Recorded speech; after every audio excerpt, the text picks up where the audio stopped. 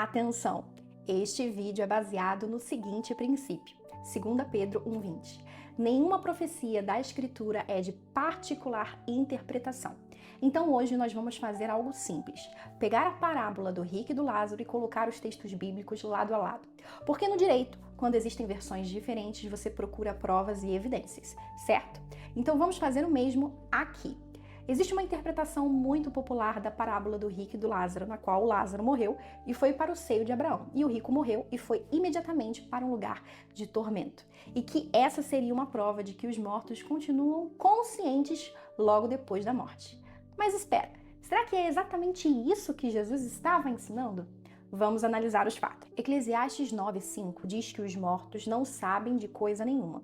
Em Salmos 146:4 diz que quando um homem morre, os seus pensamentos perecem. Morrer significa cessar de viver, não é mesmo? Como a interpretação popular pode contradizer outros textos bíblicos sobre a condição dos mortos? Agora olha o que Jesus disse em João 5, versículo 28. Todos os que estão nos sepulcros ouvirão a sua voz e sairão. Se os mortos já estão vivendo conscientemente em seu destino, por que Jesus aponta para uma ressurreição futura?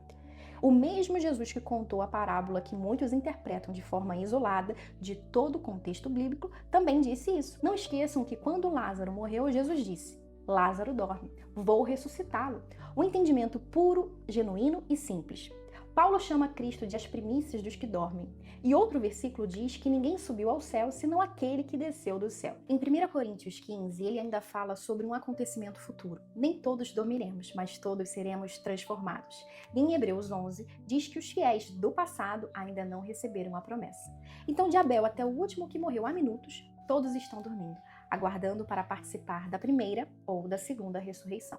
Quer saber mais um pouquinho sobre o milênio? Comenta aqui embaixo. Então, qual é o sentido da parábola? E aqui está a interpretação que faz sentido quando analisamos o contexto bíblico. A parábola aparece apenas no livro de Lucas, em Lucas 16, versículo 19.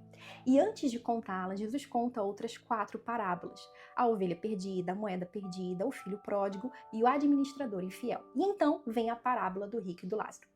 Ele estava ensinando sobre dinheiro, riqueza e a maneira como lidamos com aquilo que Deus nos confia. Jesus primeiro conta a parábola do administrador infiel e afirma: não podeis servir a Deus e as riquezas. Logo depois, Lucas diz que os fariseus eram avarentos, estavam ouvindo e zombando de Jesus. E neste contexto que Jesus apresenta a história do rico e do Lázaro como uma advertência sobre o apego às riquezas e sobre a rejeição dos ensinamentos de Deus. Não podemos transformar parábola em doutrina, é perigoso, pois pode contradizer o restante se for mal interpretado.